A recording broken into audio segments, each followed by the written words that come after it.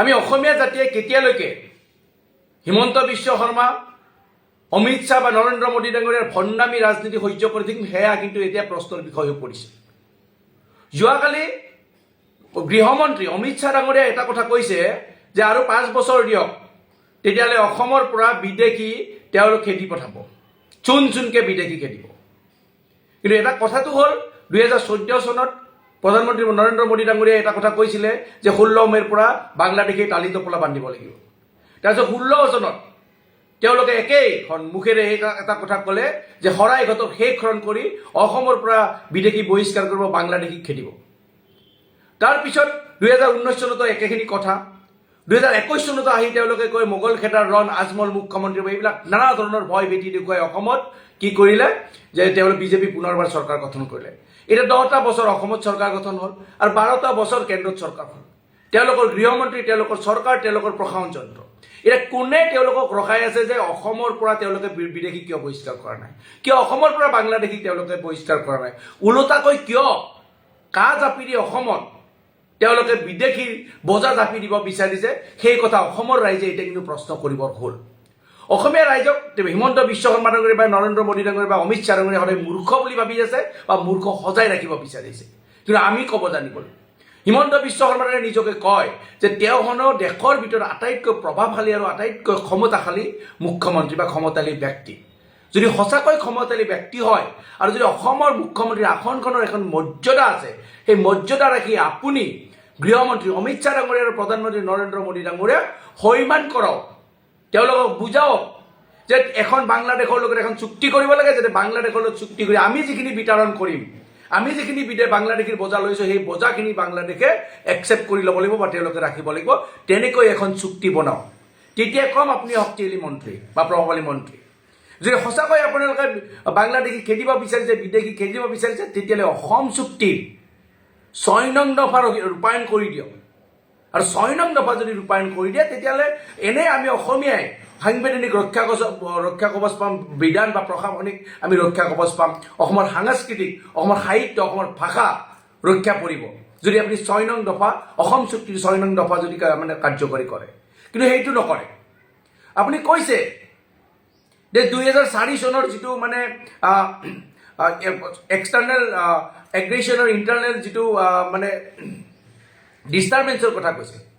অসমত internal disturbance আৰু external এগ্ৰেশ্যনৰ ওপৰত যিটো ৰায়দান হৈছিল 2004 চনৰ, এই ৰায়দানটোৰ কথা কৈছিলে, বহুত বাৰে বাৰে কয়। কিন্তু ৰায়দানটোত কি কৈছে? ৰায়দানটোত কৈছে যে 1971 পিছত অহা মানুহখিনিক আমি একচেপ্ট কৰি লৈছোঁ আৰু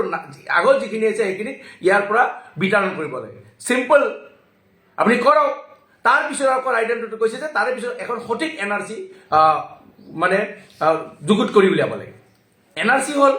NRCত 19 লাখৰ নাম বাদ পৰিলে। তে 19 লাখ নামৰ যে বাদ পৰিলে, সেইখিনি মানুহক আপোনালোকে কিয় বিতৰণ কৰিব পৰা নাই এতিয়ালৈকে? 2016 চনত যেতিয়া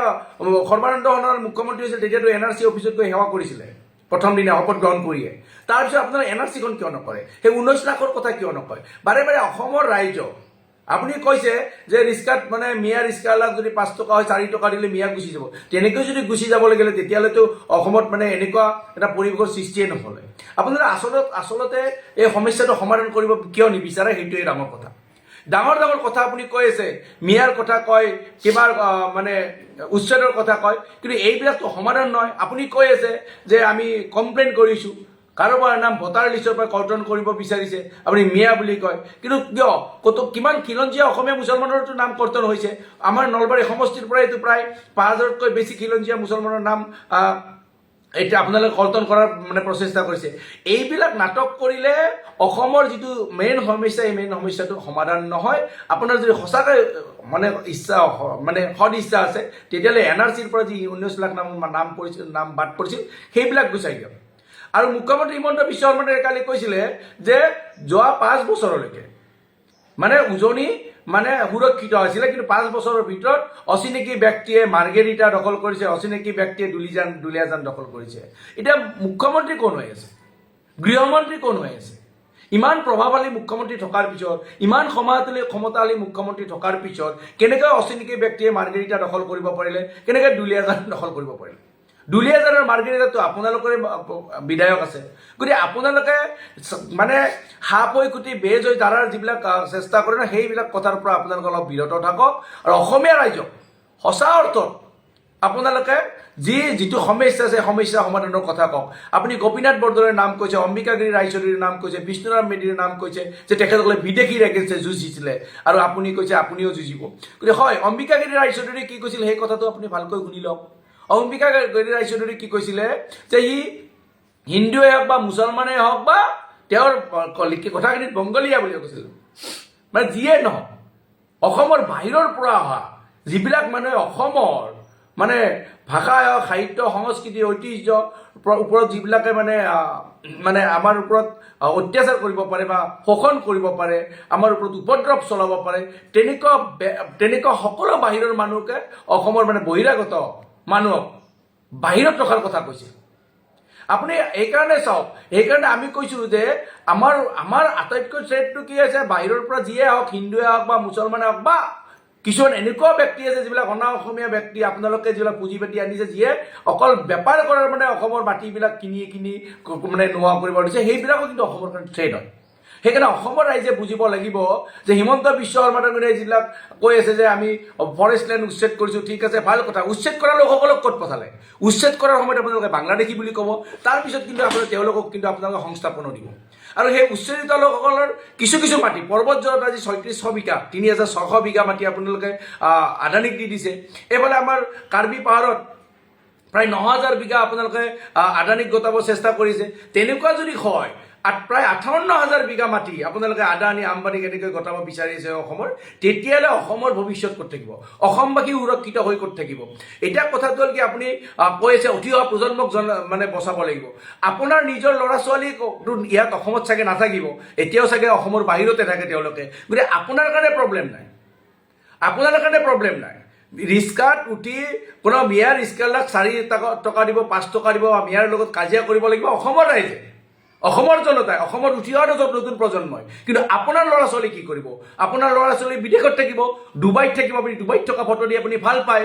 আপোনাৰ ল'ৰা ডুবাইত থাকিব আপোনাৰ ছোৱালী বাহিৰত থাকিব আৰু অসমৰ যিবিলাক ল'ৰা ছোৱালী খাটি খোৱা ল'ৰা ছোৱালীবিলাকে ক'ত থাকিব অসমতে থাকিব লাগিব আৰু তেওঁলোকে আমাৰ এইবিলাক মানে আপুনি যিবিলাক সাম্প্ৰদায়িক বিষয়বস্তুৰ ছটিয়াই আছে সেই সাম্প্ৰদায়িক বিষয়বস্তুৰ ঢৌত উটি ভাহি গৈ সাম্প্ৰদায়িক সংঘৰ্ষত লিপ্ত হ'ব মাৰপিট কৰিব নিজৰ জীৱন যৌৱন শেষ কৰি পেলাব সেইকাৰণে সেইখিনি কৰাৰ কাৰণে আপুনি মানে মানৱ উৎপীড়ন কৰি আছে গতিকে সেইকাৰণে কৈছোঁ যে অসমীয়া জাতিয়ে অসমীয়া ৰাইজে এতিয়া বুজিবৰ হ'ল ২০১৪ চনৰ পৰা বিজেপিয়ে হিমন্ত বিশ্ব শৰ্মা কি অমিত শ্বাহ কি নৰেন্দ্ৰ মোদী ডাঙৰীয়াসকলে সদায় প্ৰতিশ্ৰুতিৰ ওপৰত প্ৰতিশ্ৰুতি দি আছে কিন্তু অসমৰ সমস্যা সমাধান কৰিব নিবিচাৰে অসমত যেতিয়া সমস্যা হয় অসমত যেতিয়া বানপানী হয় তেতিয়া কিন্তু কোনো অমিত শ্বাহ বা নৰেন্দ্ৰ মোদী ইয়াত অসমলৈ অহাৰ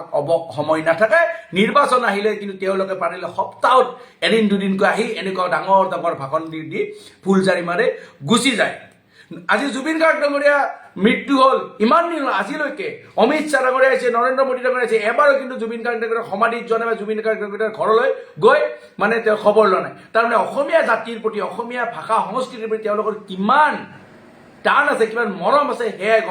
গম পোৱা গৈছে কিয়নো জুবিন গাৰ্গ ডাঙৰীয়া আমাৰ হিয়াৰ আমঠু আছিল অসমীয়াৰ হিয়াৰ আমঠু আছিল অসমীয়াৰ গৌৰৱ আছিল স্বাভিমান আছিল আৰু সেইগৰাকী ব্যক্তিক তেওঁলোকে যেনেকৈ নৎসাত কৰিছে সেইগৰাকী ব্যক্তিৰ এতিয়ালৈকে যে সমাধিত যোৱা নাই ঘৰত যোৱা নাই তাৰ মানে তেওঁলোকৰ কাৰণে জুবিন গাৰ্গ ডাঙৰীয়া কোনো ডাঙৰ কথা নহয় আৰু সেইকাৰণে জুবিন গাৰ্গ ডাঙৰীয়াক তেওঁলোকে ছাইড কৰি পেলাইছে সেইকাৰণে কৈছোঁ যে অসমৰ ৰাইজে বুজি পোৱা উচিত হিয়াৰ আমঠু নোহোৱা হৈ গ'ল হিয়াৰ আমঠুগৰাকীৰ মানে হত্যাকাণ্ডৰ লগত জড়িত সকলো ব্যক্তি হিমন্ত বিশ্ব শৰ্মা ডাঙৰীয়াৰ পাকঘৰৰ ব্যক্তি আপোনালোকে সকলোৱে জানে বিজেপিৰ নেতা সেইকাৰণে হিমন্ত বিশ্ব শৰ্মাই তাৰ পৰাও ফালৰি কাটি যাব বিচাৰিছে আমাৰ হিয়াৰ আমঠু নোহোৱা হৈ গ'ল জুবিন গাৰ্গ নোহোৱা হৈ গ'ল অসমীয়া জাতীয় সত্তা ভাষা সংস্কৃতিৰ ওপৰত বাৰে বহিৰাগতৰ অত্যাচাৰ চলি আছে শোষণ চলি আছে তাৰপিছত হিমন্ত বিশ্ব শৰ্মাৰ নিমাত হৈ আছে কেৱল মাত্ৰ ৰাজনৈতিক ৰুটি সেকাৰ বাবে এইবিলাক যে মিয়া হিন্দু মিয়া এইবিলাক নাটক কৰি আছে সেইকাৰণে অসমীয়া জাতিয়ে বুজা উচিত আৰু হিমন্ত বিশ্ব শৰ্মাক প্ৰশ্ন কৰা উচিত পুনৰবাৰ কৈছোঁ যদি সঁচাকৈ বিদেশী বিতৰণ কৰিব বিচাৰিছে বাংলাদেশী বিতৰণ কৰিব বিচাৰিছে তেতিয়াহ'লে আপোনালোকে NRC-খনত যি 19 লাখ বাদ পৰিছে তাৰ ওপৰত আপুনি একশ্যন লওক আৰু যদি আপোনালোকৰ বিদেশী বিতৰণ কৰা যদি সঁচাকৈ ইচ্ছা আছে অসম চুক্তিৰ 6 নং দফা ৰূপায়ণ কৰক অসম চুক্তিৰ নৎসাত কৰি